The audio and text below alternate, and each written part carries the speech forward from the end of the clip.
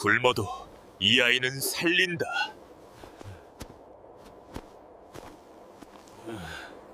눈 덮인 바위 틈 파랗게 질린 아기가 죽어가고 있었습니다. 바보라 불리는 머슴 돌쇠는 자신의 누더기 두루마기를 벗어 아이를 감쌌지요. 주인 어른께 혼날 것도 자신이 굶을 것도 모두 알고 있었습니다. 그러나 발길을 돌릴 수 없었습니다. 그날의 선택이 40여 년 뒤 한나라를 뒤흔드는 사건으로 돌아올 줄 그 누가 알았겠습니까? 버려진 아기는 자랐고 돌쇠는 늙었습니다. 그리고 운명의 재회가 시작되었지요. 청금야단 옛날 옛적 한반도 남쪽 깊은 산골 마을에 흉년이 들었습니다.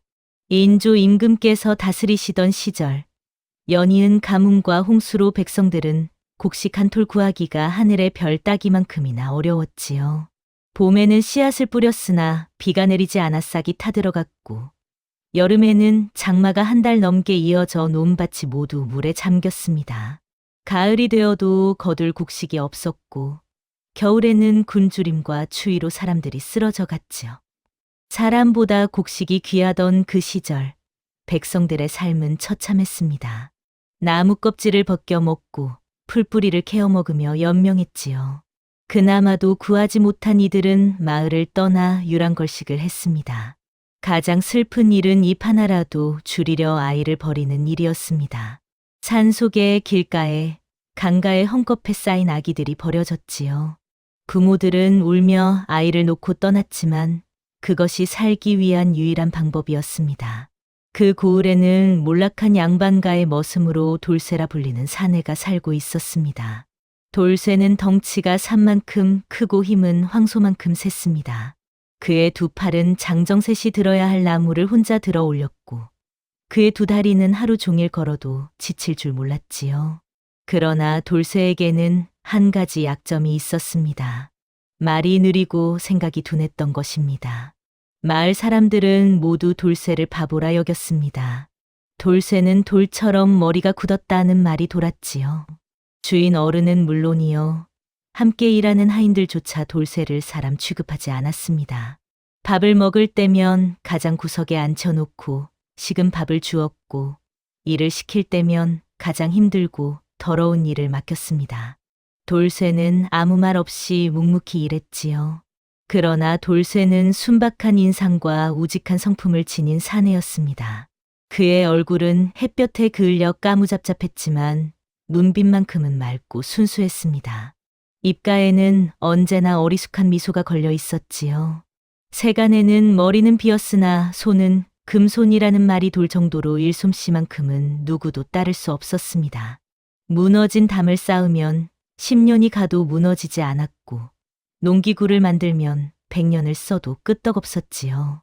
돌쇠의 하루는 언제나 똑같았습니다. 동틀 무렵 일어나 마구간을 청소하고 소에게 여물을 먹이고 우물에서 물을 길어왔습니다. 해가 뜨면 논밭으로 나가 김을 메고 땔감을 패고 울타리를 손보았지요. 해가 지면 다시 마구간으로 돌아와 소를 씻기고 빗질을 해주고 여물을 챙겼습니다. 밤이 되어야 비로소 움막으로 돌아가 잠을 청할 수 있었습니다. 그렇게 새벽부터 밤늦도록 온갖 굳은 일을 도맡아 하면서도 돌쇠는 늘 예만 되뇌었습니다. 주인 어른이 호통을 치면 고개를 숙이며 예라고 대답했고 주인마님이 구박을 해도 예라고 대답했습니다. 다른 하인들이 놀려대며 야, 이 바보야 라고 외쳐도 그저 해웃으며 예라고 대답할 뿐이었지요. 돌쇠는 결코 화를 내지 않았고 원망하지도 않았습니다. 돌쇠의 마음속 바람은 단 하나였습니다. 그저 조용히 살고 싶을 뿐이었지요. 남에게 피해를 주지 않고 욕심을 부리지 않고 주어진 일만 묵묵히 하며 살아가는 것. 그것이 돌쇠가 세상에 바라는 전부였습니다. 밤이면 움막 문틈으로 별을 바라보며 기도했지요. 내일도 평안하게 해주십시오. 어느 한겨울날 하늘이 잿빛으로 무겁게 드리워진 날이었습니다.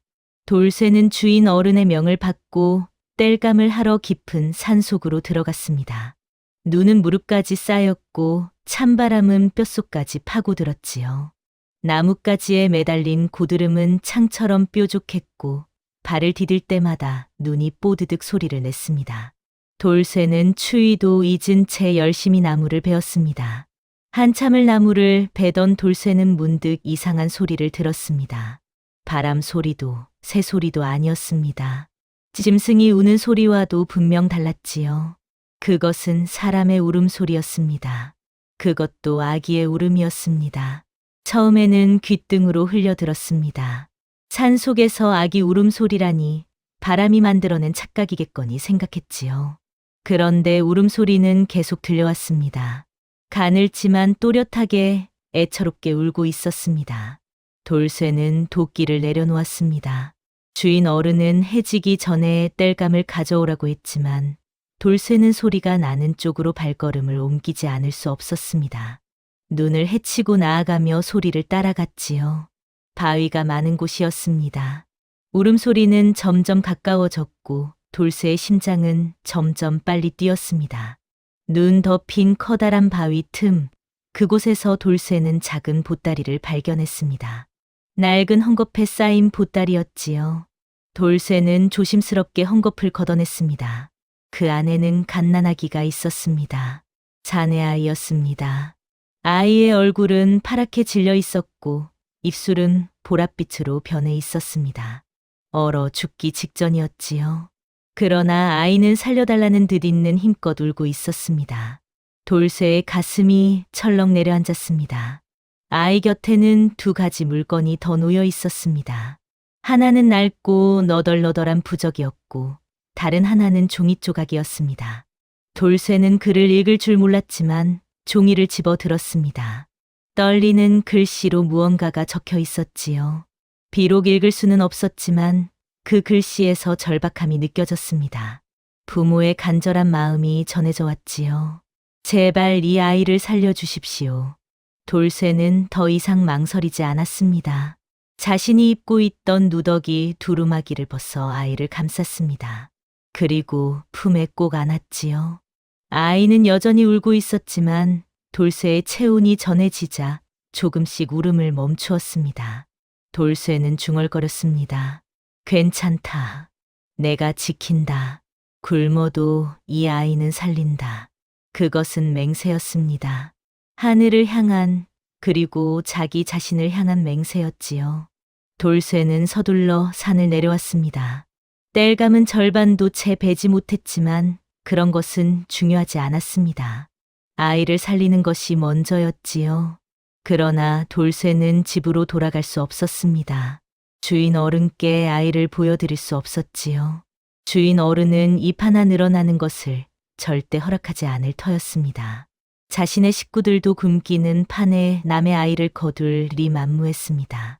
돌쇠는 산속 깊은 곳에 있는 오래된 움막으로 향했습니다. 그곳은 예전에 나무꾼들이 쉬어가던 곳으로 지금은 아무도 찾지 않는 곳이었지요. 지붕은 반쯤 무너져 있었고 벽에는 구멍이 숭숭 뚫려 있었지만 눈과 바람을 피하기에는 충분했습니다. 돌쇠는 마른 풀과 나무짚을 모아 바닥에 깔았습니다. 그리고 아이를 조심스럽게 눕혔지요. 아이를 어떻게 돌볼 것인가. 돌쇠는 난감했습니다. 아이는 배가 고파 다시 울기 시작했지요. 돌쇠는 품속을 뒤졌습니다. 아침에 주인 어른 댁에서 받아온 주먹밥이 있었습니다. 차갑게 식어 딱딱해진 주먹밥이었지요. 돌쇠는 주먹밥을 입에 넣고 잘게 씹었습니다. 그리고 손가락으로 조금씩 떼어 아이의 입에 넣어 주었습니다. 아이는 그것을 삼켰습니다. 그렇게 한참을 먹이니 아이가 울음을 그쳤습니다. 그날부터 돌쇠의 삶이 완전히 달라졌습니다. 낮에는 주인 어른 댁에서 일을 하고 밤이면 산속 움막으로 가서 아이를 돌보았습니다. 자신이 먹을 밥을 나누어 아이에게 먹였고 자신이 입을 옷을 찢어 아이를 감쌌습니다. 밤이면 아이를 품에 안고 잠을 청했지요. 아이의 체온이 돌쇠의 가슴에 닿았고 아이의 숨소리가 돌쇠의 귓가에 들렸습니다. 바보 돌쇠가 처음으로 사람을 속였습니다. 주인 어른께는 땔감을 하러 간다고 말하고 움막으로 갔고 다른 하인들에게는 소를 끌고 산으로 간다고 말하고 아이를 돌보러 갔지요. 그것은 거짓말이었습니다. 그러나 그것은 나쁜 거짓말이 아니었습니다. 생명을 살리기 위한 사랑에서 비롯된 거짓말이었지요. 돌쇠의 눈빛에는 이전에 없던 것이 깃들었습니다. 그것은 책임감이었고 다짐이었으며 의지였습니다. 날이 갈수록 아이는 건강해졌습니다. 파랗게 질렸던 얼굴에 혈색이 돌았고 가늘게 떨렸던 울음소리도 힘차게 변했지요. 돌쇠는 기뻤습니다. 이 세상에서 자신을 필요로 하는 존재가 생긴 것이 신기하고 고마웠습니다. 밤마다 아이를 내려다보며 속삭였지요. 잘 자거라. 내일도 건강하자꾸나. 신기한 일이 벌어졌습니다. 보름달이 떠오른 밤이었습니다. 돌쇠는 평소처럼 아이를 품에 안고 누워 있었습니다. 그런데 아이가 움막 천장에 뚫린 구멍을 통해 보이는 하늘을 가만히 올려다보고 있는 것이었습니다. 그리고는 방긋 웃었지요. 마치 누군가를 보고 반가워하듯이 말입니다. 돌쇠는 이해했습니다. 별을 보고 웃는구나. 그렇게 생각하며 돌쇠도 함께 하늘을 올려다보았습니다. 달은 밝게 빛나고 있었고 별들은 반짝이고 있었습니다. 돌쇠에게는 그저 밤하늘일 뿐이었지만 아이에게는 뭔가 특별한 의미가 있는 것 같았습니다. 아이는 하늘을 보며 옹알거렸고 두 팔을 들어 올렸지요. 무언가를 잡으려는 듯한 동작이었습니다. 돌쇠는 아이의 작은 손을 잡아주었습니다. 별을 잡고 싶은 게냐? 아이는 다시 웃었습니다. 그날 밤 돌쇠는 깊은 잠에 빠졌습니다. 그리고 꿈을 꾸었지요. 꿈 속에서 허연 수염을 기른 노인이 나타났습니다. 노인은 흰 도포를 입고 있었고 손에는 긴 지팡이를 들고 있었습니다. 노인은 돌쇠를 향해 천천히 걸어왔습니다. 그리고 환하게 웃으며 말했지요. 그대는 참으로 선한 사람이로구나. 돌쇠는 어리둥절했습니다. 누구십니까? 노인은 대답 대신 고개를 끄덕였습니다. 은혜를 품은 자는 복을 받으리라. 그대가 구한 아이는 범상한 아이가 아니다. 하늘이 내린 아이이니 그대는 그저 정성을 다해 보살피기만 하면 된다. 때가 되면 모든 것이 밝혀질 것이다. 노인의 목소리는 따뜻하면서도 위엄이 있었습니다. 돌쇠는 저를 울리려 했지만 그 순간 노인의 모습이 사라졌습니다. 그리고 꿈에서 깨어났지요. 돌쇠는 식은땀을 흘리며 눈을 떴습니다. 옆에는 아이가 평화롭게 잠들어 있었습니다. 꿈이었을까요? 생시였을까요? 돌쇠는 알 수 없었지만 한 가지는 확실했습니다. 이 아이를 끝까지 지키겠다는 마음이었지요. 계절이 바뀌었습니다. 매서운 겨울이 지나고 따뜻한 봄이 왔습니다. 산에는 진달래가 피었고 들에는 새싹이 돋아났지요. 아이도 무럭무럭 자랐습니다. 이제 제법 목을 가누고 뒤집기도 하고 옹알이도 했습니다. 돌쇠는 매일같이 감탄했지요. 벌써 이렇게 컸구나. 여름이 되었습니다. 아이는 이제 혼자 앉을 수 있었고 기어다닐 수도 있었습니다.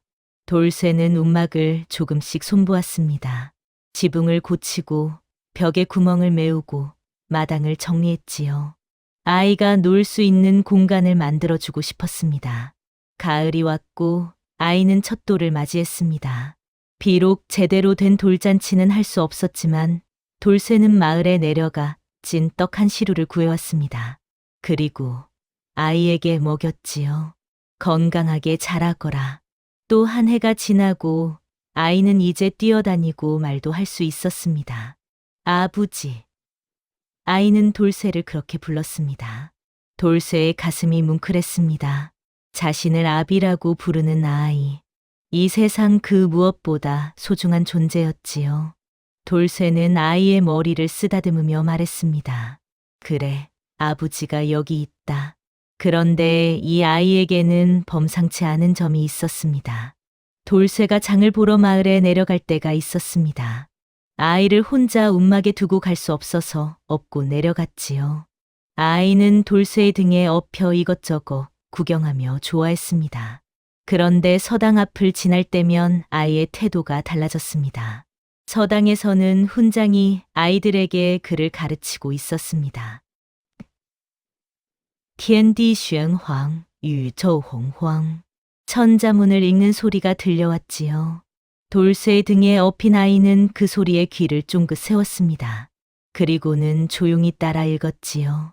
천지연왕, 우주옹왕. 처음에는 웅얼거리는 정도였지만 몇 번을 듣고 나니 정확하게 발음했습니다. 돌쇠는 깜짝 놀랐습니다. 내가 무슨 말을 하는 게냐? 아이는 신기한 듯 돌쇠를 보며 말했습니다. 저 사람들이 하는 말이에요. 재미있어요. 돌쇠는 의미를 몰랐지만 아이가 좋아하니 나무랄 수 없었지요. 그저 그렇구나 하고 고개를 끄덕였습니다. 그 이후로 아이는 서당 앞을 지날 때마다 훈장의 말을 귀담아 들었습니다. 논어도 맹자도 시경도 한 번만 들으면 외워버렸지요. 집으로 돌아오면 움막 흙바닥에 나뭇가지로 뭔가를 그렸습니다. 돌쇠가 보기에는 그저 낙서 같았지만 사실 그것은 글자였습니다. 아이는 배우지 않았는데도 글자를 알고 있었던 것입니다. 어느 날이었습니다. 마을 훈장이 산책을 하다가 우연히 움막 근처를 지나게 되었습니다. 그때 흙바닥에 글자가 적혀 있는 것을 발견했지요. 天地玄黄. 천자문의 첫 구절이었습니다. 훈장은 깜짝 놀랐습니다. 이곳에 글을 아는 사람이 있단 말인가? 움막 안을 살펴보니 어린아이 하나가 혼자 놀고 있었습니다. 훈장이 물었습니다. 얘야, 이 글자를 내가 쓴 것이냐? 아이는 고개를 끄덕였습니다. 네, 제가 썼어요. 훈장은 더욱 놀랐습니다. 누가 가르쳐 주었느냐? 아이는 천진난만하게 대답했습니다. 아무도요. 서당에서 들었어요. 한 번 들으니 외워졌어요. 훈장은 믿을 수 없었습니다. 한 번 듣고 외운다는 것은 천재가 아니고서는 불가능한 일이었지요. 시험 삼아 물어보았습니다. 그렇다면 천자문 전체를 외울 수 있느냐? 아이는 자신 있게 대답했습니다. 천지연왕 우주옹왕 일어령측 신수열장. 막힘없이 줄줄을 퍼내는 것이었습니다. 훈장은 입을 다물지 못했습니다. 이것은 범상한 아이가 아니었습니다. 하늘이 내린 재능을 가진 신동이었지요. 훈장은 돌쇠가 돌아오기를 기다렸습니다. 해가 저물 무렵 돌쇠가 나타났습니다. 누구십니까? 돌쇠는 낯선 양반이 움막 앞에 서 있는 것을 보고 긴장했습니다. 훈장은 정중하게 인사했습니다. 나는 마을 서당의 훈장이요. 이 아이가 당신의 자식이요? 돌쇠는 주춤했습니다. 거짓말을 할 수도 없었고 진실을 말하기도 어려웠지요. 제가 키우고 있습니다. 훈장은 고개를 끄덕였습니다. 이 아이를 내게 맡기시오. 내가 제대로 가르치겠소. 돌쇠는 깊은 고민에 빠졌습니다. 훈장의 말은 아이를 위한 것이었습니다. 서당에서 제대로 된 교육을 받으면 아이는 큰 인물이 될 수 있었지요. 그러나 돌쇠의 마음은 아팠습니다. 3년을 키워온 아이를, 자신을 아버지라 부르는 아이를 보낼 수 있을까요? 밤새도록 잠을 이루지 못했습니다. 아이는 평화롭게 잠들어 있었습니다. 돌쇠는 아이의 얼굴을 들여다보았습니다. 처음 만났을 때 파랗게 질려있던 그 얼굴이 떠올랐지요. 눈 덮인 바위 틈에서 울고 있던 그 작은 생명. 자신이 구한 생명. 그러나 이제는 자신의 것이 아니었습니다. 아이에게는 아이 자신의 인생이 있었고 그 인생은 더 넓은 세상에 있었습니다. 다음 날 아침 돌쇠는 결정을 내렸습니다. 아이를 데리고 서당으로 향했습니다. 훈장이 마루에 앉아 기다리고 있었지요. 돌쇠는 아이의 손을 잡고 마당에 섰습니다. 그리고 훈장께 절을 올렸습니다. 부탁드립니다. 목소리가 떨렸습니다. 훈장은 일어나 돌쇠를 부축했습니다. 걱정 마시오. 이 아이를 사람답게 키우겠소. 사람답게만 키워주시오. 돌쇠는 간신히 말을 이었습니다. 벼슬이 높고 낮음은 중요치 않습니다. 그저 사람답게 살 수 있게 해주십시오.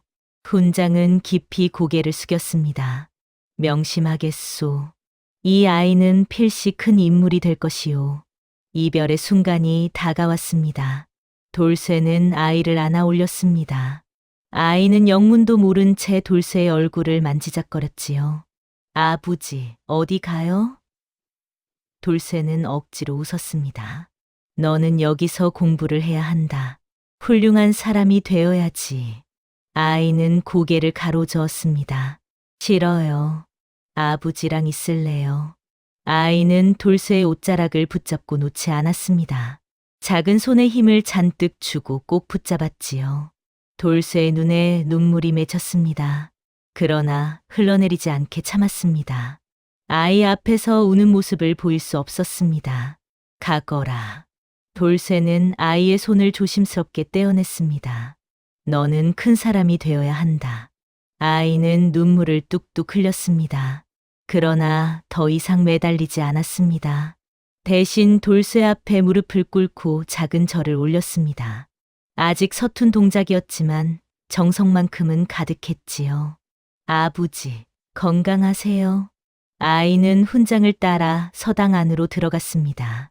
돌쇠는 그 뒷모습이 보이지 않을 때까지 그 자리에 서 있었습니다. 발기를 돌려 움막으로 돌아온 돌쇠는 그제야 주저앉아 울었습니다. 목 놓아 울었지요. 평생 울어본 적 없던 바보 돌쇠가 생전 처음으로 가슴이 찢어지는 아픔을 느꼈습니다. 움막은 텅 비어 있었습니다. 아이가 놀던 자리에는 나뭇가지로 그린 글자들이 남아 있었지요. 돌쇠는 그것을 쓸어 담을 수 없었습니다. 그저 바라만 보고 또 보았습니다. 세월은 빠르게 흘렀습니다. 봄이 가고 여름이 왔으며 가을이 지나고 겨울이 돌아왔습니다.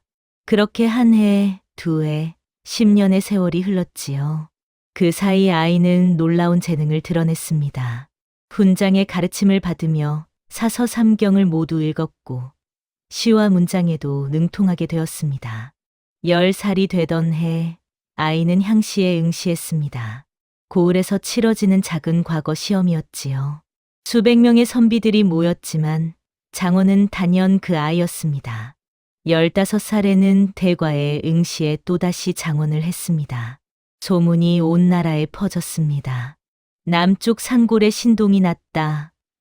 사람들은 아이를 신동이라 불렀고 앞날이 창창한 인재라 칭송했습니다. 20살이 되던 해 아이는 마침내 과거 시험 최종 관문인 전시에 합격했습니다. 장원급제였습니다. 임금께서 친히 이름을 물으셨고 벼슬을 내리셨지요. 아이는 이제 한나라의 관리가 되었습니다. 승승장구하며 높은 자리에 올랐습니다. 30대에는 지방 수령이 되었고 40대에는 중앙의 관직에 올랐지요. 그러나 아이의 마음 한켠에는 늘 잊히지 않는 기억이 남아 있었습니다. 눈 덮인 산 속에서 자신을 구해준 그 사람. 자신을 아부지라 불러도 좋다고 했던 그 사람. 자신이 굶으면서도 밥을 나누어 주던 그 사람. 바보라 불렸지만 세상 그 누구보다 따뜻했던 그 사람. 돌쇠 아부지. 아이는 자신의 과거를 숨겼습니다. 버려진 아이였다는 사실을, 바보 머슴에게 주어진 아이였다는 사실을 아무에게도 말하지 않았지요. 양반 집안의 서자라고 둘러댔습니다. 사람들은 믿었습니다. 그렇게 똑똑한 아이가 천한 출신일 리 없다고 생각했던 것이지요. 그러나 마음속으로는 늘 생각했습니다. 돌쇠 아버지는 지금 어디서 무엇을 하고 계실까? 건강하게 지내고 계실까? 언젠가 꼭 찾아뵙고 은혜를 갚아야지. 그런 생각을 하며 밤마다 별을 올려다보았습니다. 어렸을 때 움막 천장 구멍으로 보던 그 별들, 아버지와 함께 보던 그 밤하늘, 세월이 더 흘렀습니다. 아이는 이제 40대 중반의 관리가 되어 있었습니다. 어느 해봄, 임금께서 그를 암행어사로 임명하셨습니다. 백성들의 삶을 직접 살피고 탐관오리를 적발하며 억울한 사정을 바로잡는 임무였지요. 암행어사는 마패를 품에 넣고 전국을 돌기 시작했습니다. 남쪽 지방을 돌던 어느 날 암행어사는 한 고을에 당도했습니다. 그곳은 나지금 곳이었습니다. 자신이 버려졌던 그 산골 마을, 자신이 돌쇠의 아버지와 함께 살았던 그곳, 가슴이 두근거렸습니다. 혹시 아버지를 만날 수 있지 않을까? 그런 기대를 품고 마을을 돌아보기 시작했지요. 마을은 많이 변해 있었습니다. 집들이 새로 지어졌고 사람들도 대부분 낯선 얼굴이었습니다. 암행어사는 이곳저곳을 물어보았습니다. 이 마을에 돌쇠라는 사람을 아십니까? 사람들은 고개를 가로저었습니다. 그런 사람은 모르는데요. 실망한 채 마을 끝으로 향했을 때 한 노인이 말했습니다. 돌쇠요? 아, 그 바보 머슴 말이오? 산 위 허름한 집에서 혼자 살고 있소. 늙고 병들어 거동도 힘들어 보이더이다. 암행어사의 가슴이 뛰었습니다. 살아계신다. 서둘러 산으로 올라갔습니다. 좁은 오솔길을 따라 한참을 올라가니 정말로 허름한 초가집이 하나 나타났습니다. 마당에는 한 노인이 앉아 있었습니다. 등이 굽고 머리가 백발인 노인. 그러나 암행어사는 한눈에 알아보았습니다. 돌쇠 아버지였습니다. 세월은 그를 너무나 많이 변하게 만들었습니다. 한때 산만큼 컸던 몸은 바싹 말랐고 황소처럼 튼튼했던 팔다리는 가늘어져 있었습니다. 얼굴에는 주름이 가득했고 손은 마디마디 굳어 있었지요. 암행어사의 눈에서 눈물이 흘러내렸습니다. 그러나 겉으로 드러내지 않았습니다. 정체를 숨긴 채 돌쇠에게 다가갔습니다. 어르신, 편찮으십니까? 돌쇠는 고개를 들었습니다. 흐릿한 눈으로 낯선 나그네를 보았지요. 그리고 환하게 웃었습니다. 그 순박한 미소는 여전했습니다. 아이고, 누구신가? 나그네시오? 돌쇠의 목소리는 쉬어 있었지만 따뜻했습니다. 저는 길을 가다가 잠시 쉬어가려 합니다. 물 한 그릇 얻어 마실 수 있겠습니까? 돌쇠는 흔쾌히 고개를 끄덕였습니다. 그러시오. 보잘것없는 곳이지만 들어오시오. 암행어사는 며칠 동안 돌쇠의 집에 머물렀습니다. 돌쇠는 여전히 암행어사를 알아보지 못했습니다. 40여 년이라는 세월이 흘렀고 갓난아기였던 얼굴은 중년 남자의 얼굴로 변해 있었으니까요. 그러나 돌쇠는 변함없이 따뜻하게 대했습니다. 벼슬아치도 사람이지요. 배고프시면 이 보잘것없는 밥이라도 드시지요. 돌쇠는 자신의 밥을 나누어 주었습니다. 마치 그 옛날 품에 안았던 아기에게 밥을 나누어 주듯이 말입니다. 찬거리가 떨어지면 산에 올라가 나무를 캐왔고 추운 밤이면 자신의 이불을 내주었습니다. 암행어사는 눈물을 참았습니다. 아버지는 여전했습니다. 여전히 그 따뜻한 마음을 가지고 계셨습니다. 며칠째 되는 밤, 암행어사는 돌쇠에게 물었습니다. 어르신, 혼자 사시기 외롭지 않으십니까? 돌쇠는 밤하늘을 올려다보며 대답했습니다. 외롭지 않소. 나에게는 아들이 하나 있었소. 비록 피를 나눈 사이는 아니었지만 내 마음속 진짜 아들이었지요. 지금은 어디서 무엇을 하는지 모르지만 잘 살고 있을 거요. 그 생각만으로도 난 행복하오. 암행어사의 가슴이 무너졌습니다. 아버지는 자신을 기억하고 계셨습니다. 40여 년이 지났어도 단 한순간도 잊지 않고 계셨던 것입니다. 더 이상 참을 수 없었습니다. 때가 왔습니다. 진실을 밝힐 때가 온 것이지요. 다음 날 아침, 암행어사는 고을 수령에게 전가를 보냈습니다. 고을의 모든 백성을 광장에 모으라고 명했습니다. 수령은 놀라며 서둘러 백성들을 모았지요. 해가 중천에 떴을 때 광장에는 수백 명의 백성이 모여 있었습니다. 돌쇠도 영문을 모른 채 그곳에 나와 있었습니다. 암행어사가 나타났습니다. 검은 관복을 입고 손에는 마패를 들고 있었습니다. 위엄이 넘치는 모습이었지요. 나는 전하의 명을 받들어 백성의 삶을 살피는 암행어사이다. 목소리가 광장에 울려 퍼졌습니다. 모든 백성이 땅에 엎드렸습니다. 고을 수령도 떨며 절을 올렸지요. 암행어사는 천천히 사람들 사이를 걸었습니다. 그리고 돌쇠 앞에 멈춰 섰습니다. 백성들은 숨을 죽였습니다. 무슨 일이 벌어질 것인가? 혹시 돌쇠가 무슨 죄를 지은 것인가? 그런 생각들이 스쳐 지나갔지요. 그런데 다음 순간 모두가 눈을 의심했습니다. 암행어사가 두 무릎을 꿇었던 것입니다. 높은 벼슬아치가 임금의 명을 받든 암행어사가 한낱 늙은 머슴 앞에 무릎을 꿇은 것이었지요. 그리고 큰 절을 올렸습니다. 은인, 접니다. 돌쇠는 어리둥절했습니다. 무슨 말씀이십니까? 암행어사는 고개를 들었습니다. 얼굴에는 눈물이 흘러내리고 있었습니다. 아버지, 접니다. 저를 모르시겠습니까? 돌쇠의 눈이 커졌습니다. 그 목소리, 그 눈빛, 어디선가 본 것 같았습니다. 아니, 들어본 것 같았습니다. 암행어사는 계속 말했습니다. 40여 년 전 눈 덮인 산속 바위 틈에 버려진 아기가 있었습니다. 얼어 죽기 직전이었던 그 아기를 구해준 분이 계셨지요.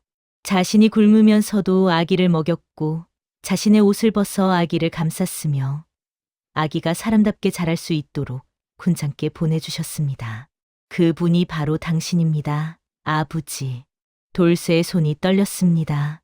그 아기, 자신이 품에 안았던 그 작은 생명. 설마 이 사람이?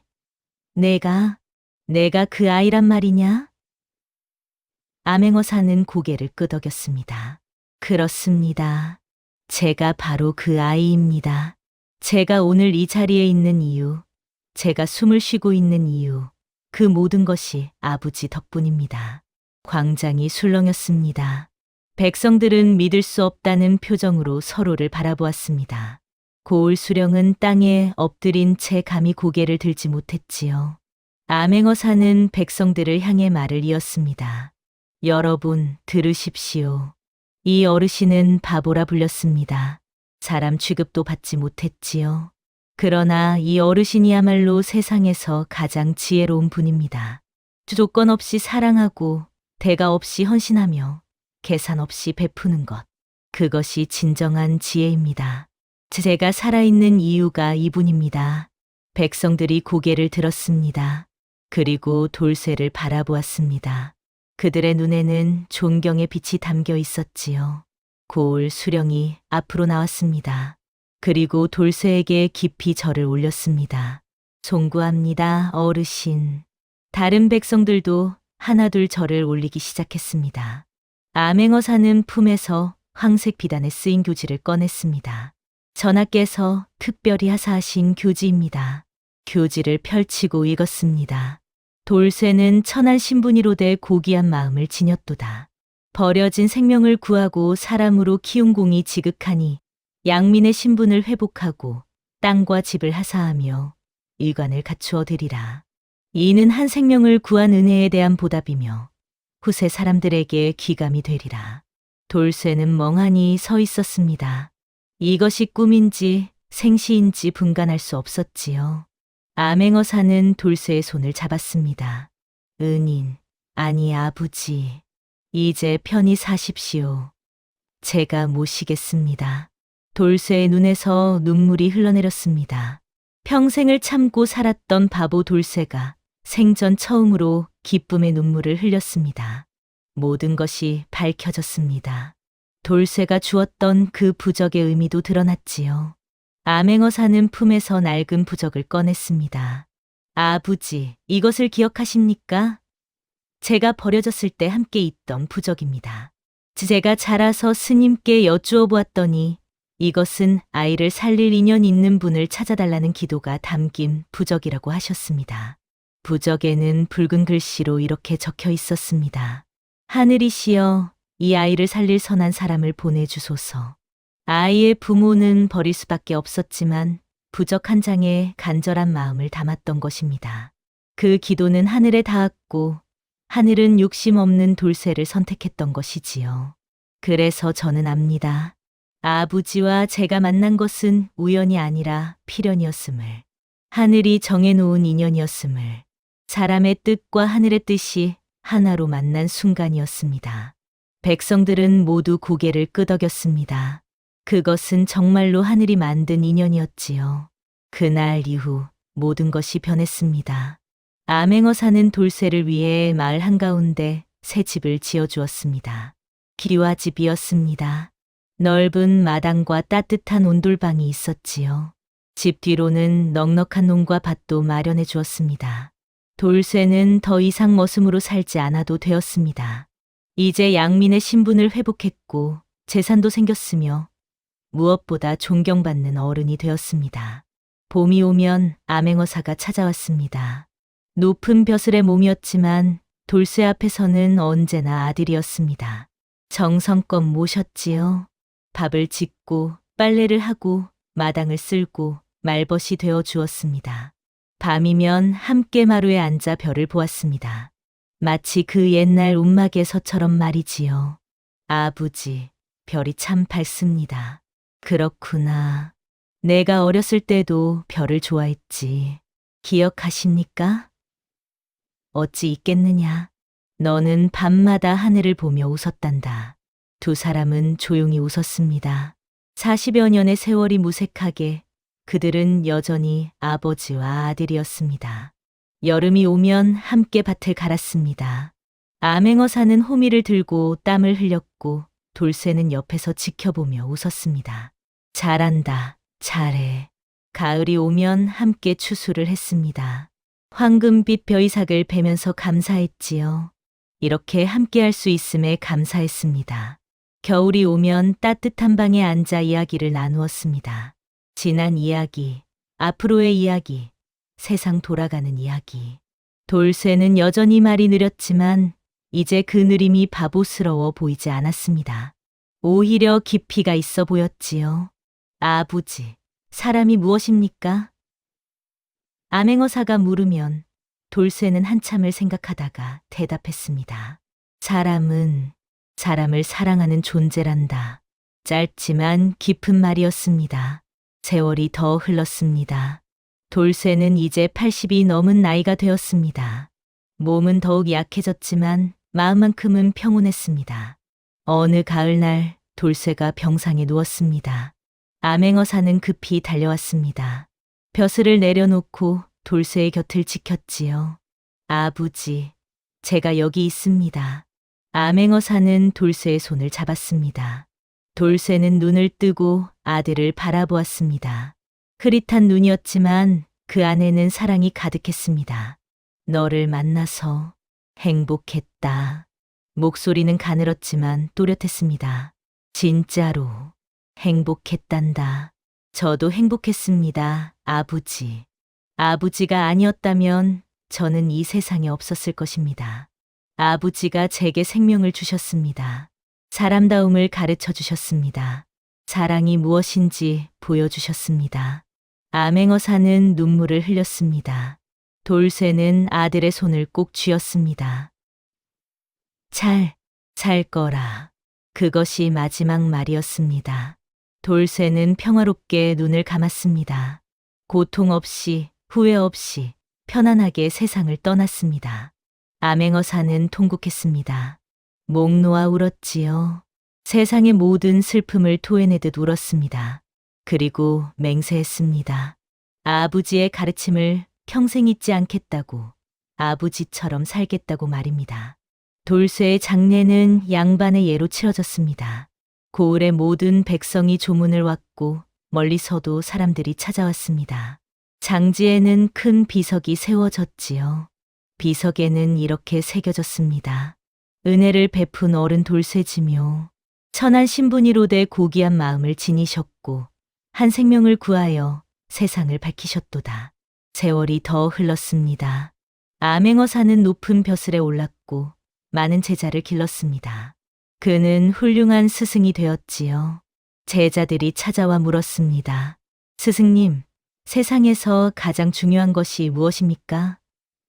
그때마다 그는 돌쇠의 이야기를 들려주었습니다. 글은 나를 키웠으나 사람은 그분이 가르쳤다. 바보라 불렸던 한 머슴이 나에게 세상에서 가장 귀한 것을 알려주셨지. 그것은 바로 조건 없는 사랑이고 대가 없는 은혜이며 계산 없는 헌신이다. 학문은 사람을 똑똑하게 만들지만 은혜는 사람을 사람답게 만든다. 너희들아 명심하거라. 진짜 지혜는 책 속에 있지 않다. 진짜 지혜는 사람의 마음속에 있느니라. 제자들은 고개를 끄덕였습니다. 그리고 그 가르침을 가슴에 새겼지요. 그들은 다시 자신의 제자들에게 그 이야기를 전했고 그렇게 돌쇠의 이야기는 대대로 전해졌습니다. 100년이 지나고 200년이 지나도 사람들은 여전히 그 이야기를 기억했습니다. 옛말에 이런 말이 있습니다. 은혜는 강물과 같아서 반드시 바다로 흐른다고 말이지요. 돌쇠가 베푼 은혜는 아이를 통해 세상으로 흘러갔고 그 아이가 다시 돌쇠에게 은혜를 갚았으며 그 이야기는 후세 사람들에게 교훈으로 남았습니다. 한 사람의 선한 마음이 세상을 밝힌 것입니다. 머리가 좋고 나쁨은 중요하지 않습니다. 신분이 높고 낮음도 중요하지 않지요. 진정 중요한 것은 사람을 사람으로 대하는 마음입니다. 돌쇠는 바보가 아니었습니다. 세상이 그를 바보라 불렀을 뿐 그는 누구보다 지혜로운 사람이었지요. 그는 가장 낮은 곳에서 가장 높은 가르침을 실천했습니다. 진짜 지혜는 책에 있지 않습니다. 진짜 지혜는 바로 사람의 마음속에 있습니다. 조건 없이 사랑하는 마음, 대가 없이 베푸는 마음, 계산 없이 헌신하는 마음. 그것이 바로 진짜 지혜입니다. 돌쇠는 그것을 몸으로 보여주었고 한 아이의 인생을 바꾸었으며 나아가 세상을 밝혔습니다. 오늘도 어디선가 누군가는 돌쇠의 이야기를 떠올립니다. 어려움에 처한 사람을 볼 때, 도움이 필요한 이를 만날 때, 선택의 기로에 섰을 때 말입니다. 그리고 생각합니다. 저 바보 머슴처럼 살아야겠다고. 그렇게 돌쇠의 마음은 지금도 살아 숨쉬고 있습니다. 다음 영상을 빠르게 만나보시려면 좋아요와 구독을 눌러주세요. 그럼 더 재미있는 영상으로 찾아뵙겠습니다. 모두 행복한 하루 보내세요.